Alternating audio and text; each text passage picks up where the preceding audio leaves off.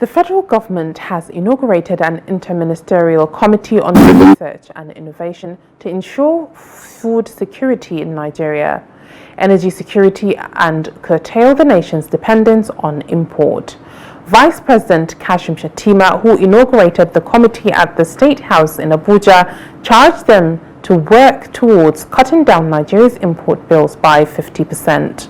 He said the committee is part of ongoing efforts by the administration of President Bola Tinubu to pool intellectual and financial capital to create the cockpit from which Nigeria's innovation economy will be piloted. On its terms of reference, Vice President Shettima said the committee is to coordinate action in 5 strategic sectors with the power to transform society. He listed the committee to include agriculture and climate resilience, manufacturing excellence, healthcare innovation, natural resource optimization, and energy security. Here. Our tragedy as a nation over the past decades is lacking the conviction that we possess the intellectual clout, the scientific curiosity, and the engineering imagination to compete with the rest of the world. We are where we are because we fail to take advantage of the vast human resources at our disposal.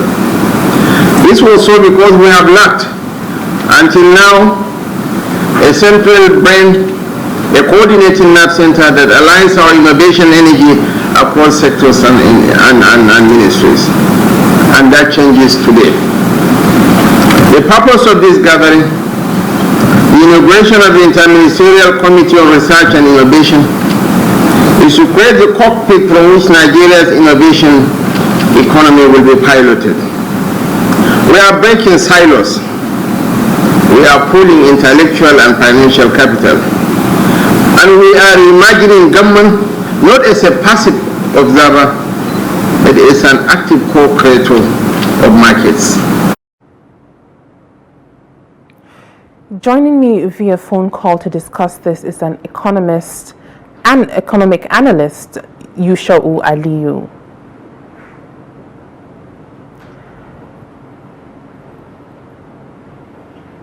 Hello, Yusho, can you hear me? Yes, I can hear you. Thank you for joining us. Thank you. Good evening, Nigeria. Good evening. With the inauguration of this Interministerial Committee on Research, how feasible is it to be able to cut down importation by 50%? The most important things to look in the tax ahead this inauguration of this committee, one is to understand the context of food security.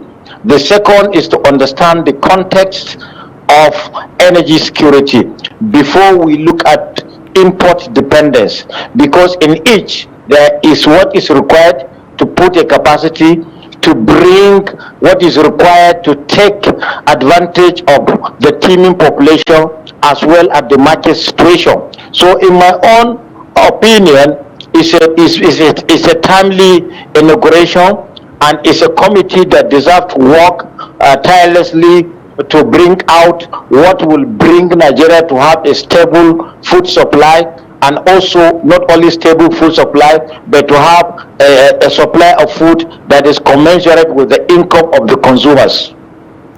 All right. Now, with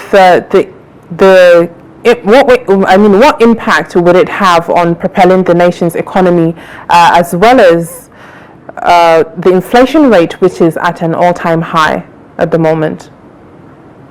Yeah, inflation is as a result of many factors.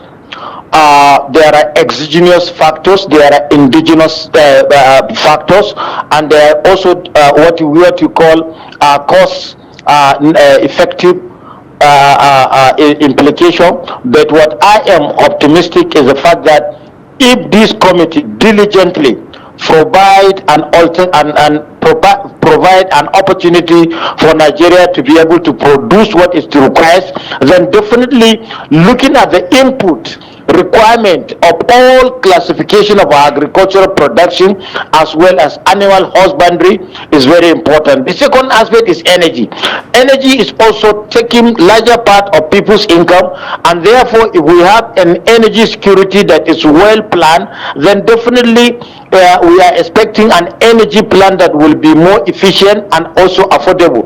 The two concepts, that is the food security and energy security, has to do with the pricing establishment and also income measurement of different income groups. While import dependence, it depends on the capacity of what we are producing in agriculture and also the capacity of what we are generating as far as energy is concerned. So this committee has a very good assignment to look into the number of Nigerians, that is the population. I'm happy that we are undergoing structural economic reforms that include reform in various sectors of the economy and also reform in even the tax system. So when we take this component of policy adjustment, it is quite timely to have a committee's input to drive what is called prosperity as well as growth and development of our economy. All right. Now, there's a 10-year target that has been put in place in turning Nigeria into a $1 trillion economy. How realistic is that? $1 trillion economy is long overdue, looking at the size of the population, looking at the position of Nigeria.